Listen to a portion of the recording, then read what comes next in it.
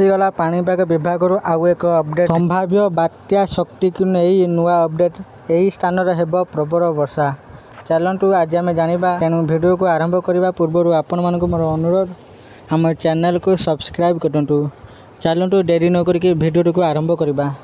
IMD पक्षर कहुई दक्षिण पश्चिम मौसुमी आगू को बढ़ी अंडमान सागर निकट में घूर्णिझड़ संभावना रही।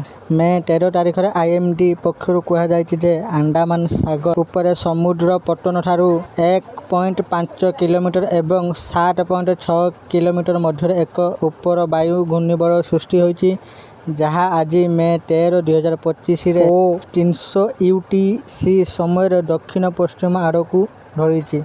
एक प्रेस रिलीज रे आईएमडी यह कही एक उपर वायु घूर्णिझड़ उत्तर पश्चिम उत्तर प्रदेश उपर एवं अन्य एक पश्चिम राजस्थान एवं तल ट्रॉपोस्फेरिक स्तर रे पड़ोशी उपर रही। उत्तर पूर्व आसाम एवं संलग्न अंचल गुड़िकर निम्न एवं मध्य ट्रॉपोस्फेरिक स्तर उपर उपर वायुर एक घूर्णिझड़ परिक्रमा रही बोली आईएमडी कही।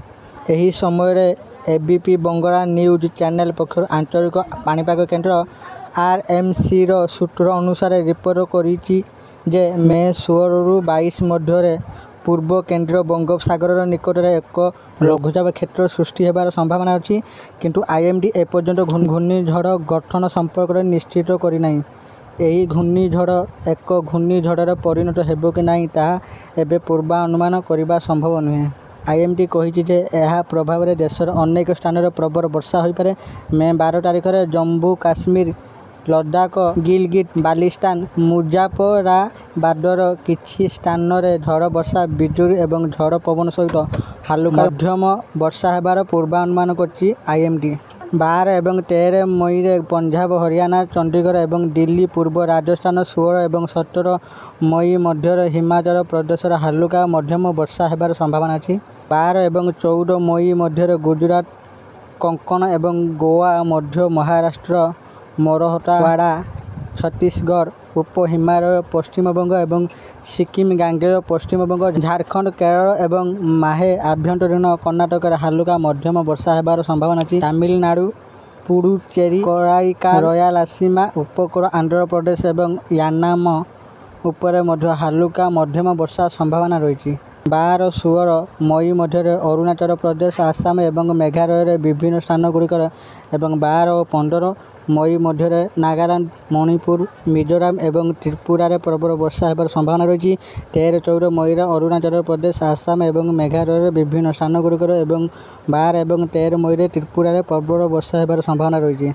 दक्षिण पश्चिम मौसुमी वायु दक्षिण बंगोपसागर दक्षिण अंडमान सागर निकोबर द्वीपपुंज एवं उत्तर अंडमान सागर रे किछि अंश को आज 13 मई 2025 रे प्रवेश करिछि।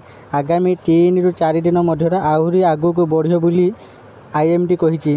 पाणीपाग विभाग कही आगामी 3 रु 4 दिन मध्य दक्षिण आरब सागर रे किछि अंश मालद्वीप एवं कोमारिनी अंचल दक्षिण बंगोपसागर रे किछि अंश समग्र अंडमान एवं निकोबर द्वीपपुंज अंडमान सागर अवशिष्ट अंश एवं केंद्रीय बंगोपसागर रे किछि अंश दक्षिण पश्चिम मौसुमी वायुर आगू को बढ़िबा पई परिस्थिति अनुकूल रही।